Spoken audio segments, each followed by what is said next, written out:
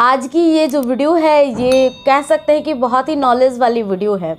बहुत सारे लोग आपको डिलीवरी रूम में क्या क्या करना है क्या नहीं करना है इसके ऊपर बहुत सारी जानकारियाँ देते हैं, लेकिन इस वीडियो के अंदर मैं सिर्फ एक पॉइंट पे चर्चा करूंगी और एक ही उपाय और एक ही काम बताऊंगी इस वीडियो के अंदर कि डिलीवरी रूम में सिर्फ एक काम करना है जिससे आपकी जो नॉर्मल डिलीवरी है वो पक्की हो जाएगी। जैसे मेरी नॉर्मल डिलीवरी हुई थी, मैंने ऐसा कौन सा काम किया था, क्योंकि जो मैंने तरीका अपनाया था ये गांव की जो लेडीज़ होती हैं वही इस तरीके को बताती हैं और ये पूरी तरीके से कारगर है और ये सभी पे वर्क करता है। तो चलिए गई इस वीडियो को स्टार्ट करते हैं। मैं हूँ श्वेता और आप सबका बहुत बहुत स्वागत है प्राइम मॉम चैनल में। पहली बार अगर आए हैं चैनल पे, चैनल को जरूर सब्सक्राइब कर वीडियो को आप लाइक कीजिएगा।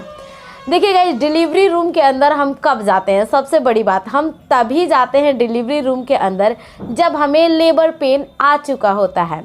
अब ये लेबर पेन कब आता है? लेबर पेन 9 मंथ में कभी भी आ जाता है। यानी कि अगर मान लीजिए आज से आपका 9 मंथ स्टार्ट हुआ तो आज से 1 वीक के बाद कभी भी आपको लेबर पेन आ सकता है। इसलिए हमेशा आप मेंटली प्रिपेयर रहिए लेबर पेन के लिए। और लेबर पेन आएगा तो आपको कैसे पता चलेगा? वो बहुत आसानी से पता चल जाता है, क्योंकि लेबर पेन आने के बाद आपको कुछ भी दुनिया में कोई भी चीज़ आपको अच्छी नहीं लगने वाली होती है। इतना ज़्यादा तेज़ दर्द होता है, वो कमर के रीढ़ की हड्डियों से पीछे वाले हिस्से से वहाँ एक दर्द होता है, नहीं तो नाभि के निचले हिस्से में एक दर्द होता है। इन दोनों में से किसी एक जगह पे होगा। मोस्टली मैं जहाँ तक जानती हूँ 70 से 75% महिलाएं होती हैं, सभी को कमर के हिस्से से दर्द आता है लेबर पेन का। लेकिन कुछ कुछ ऐसी महिलाएं होती हैं जिनको नाभि के नीचे से आता है।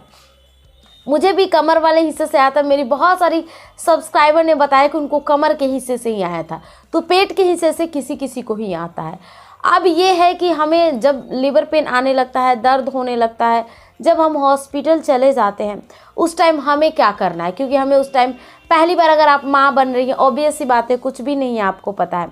हॉस्पिटल जाने के बाद सबसे पहले डॉक्टर क्या करते हैं, अपने फिंगर से चेक करते हैं। आप जहाँ से जिस हिस्से से यूरिन पास करती हैं उसी वाले हिस्से के पास जाकर चेक करते हैं कि आपका जो सर्विक्स है वो कितना खुला है। आमतौर पे बात किया जाए तो नॉर्मल डिलीवरी होने के लिए पूरा सर्विक्स आपको 10 सेंटीमीटर ओपन होना चाहिए। जैसे कि आप इस तस्वीर के थ्रू समझ सकते हैं, जितना ओवरऑल 10 सेंटीमीटर ओपन है तभी यहाँ इस तस्वीर में जो बच्चे का सर है वो बाहर निकलते हुए दिख रहा है। तो ये इसी तरीके से होता है, 10 सेंटीमीटर ओपन होगा तभी। अब ये जो 10 सेंटीमीटर ओपन होता है ये अचानक से नहीं होता है, ये एक धीरे धीरे वाली प्रोसेस है। और जो धीरे धीरे वाली प्रोसेस होती है वो लंबी होती है। तो नॉर्मल डिलीवरी में 3 घंटे से लेकर 24 घंटे तक समय लगता है। अब है कि किसी किसी को, मेरी जो डिलीवरी है वो 3.5 घंटे में हो गई। इतनी जल्द डिलीवरी क्यों हुई? क्योंकि लेबर पेन आते के साथ आप उठिए, टहलते रहिए और एक्टिव रहिए। अब आपको सोने की ज़रूरत नहीं है। अब जब बच्चा एक बार आपके गोद में आ जाएगा ना, उसके बाद आप सोना या फिर आराम करना। लेबर पेन आते के साथ एक्टिव रहिए, खड़े होइए, टहलते रहिए। टहलने से पैरों में दर्द हो रही है, दीवार को पकड़ के खड़े रहिए, लेकिन एक्टिव रहिए। सोइए मत, रोइए मत।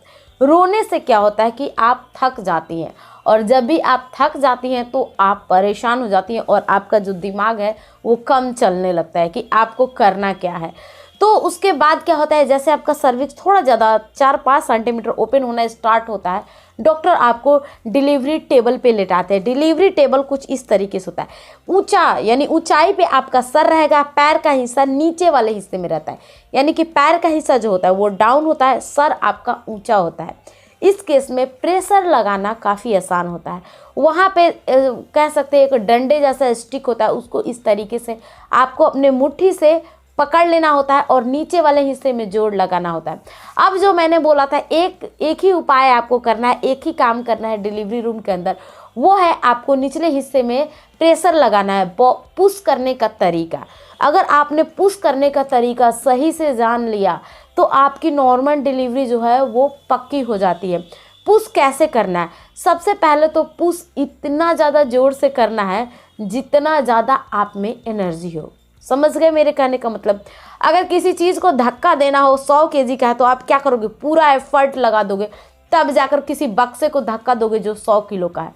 सेम वैसे ही नॉर्मल डिलीवरी में भी आपको इतना ज़्यादा जोर नीचे की तरफ धक्का लगाना होता है, सुसु पॉटी करने जाते हैं उसी तरह से इसमें भी जोर लगाना होता है कि बच्चा बाहर आ जाए। मैं भी पहले यही मानती थी कि नॉर्मल डिलीवरी अपने आप होती है, अपने आप तो दुनिया में कुछ भी नहीं होता है, और ये डिलीवरी माँ बनना तो एक जटिल प्रक्रिया होती है। तो इस दौरान आपको निचले हिस्से में बहुत ज़्यादा प्रेशर लगाना है जिससे बच्चे का सर बाहर आए, और प्रेशर तभी लगाना है जब आपको बहुत तेज़ वाला दर्द आता है, लेबर पेन का दर्द आता है। उसी टाइम बहुत एनर्जी में, जितनी एनर्जी जितना आपने 9 मंथ तक खाया पिया ना, सारी एनर्जी लगा दो बस। वो लगाने के बाद तब बच्चा बाहर आ जाता है, उसके बाद सारी प्रोसेस होती है वो ख़त्म हो जाती है, और आपको डरना और घबराना बिल्कुल भी नहीं है डिलीवरी रूम के अंदर। और थैंक यू सो मच, आप लोग मेरे डिलीवरी रूम के वीडियोज़ को इतना ज़्यादा पसंद कर रहे हैं। Thanks for watching.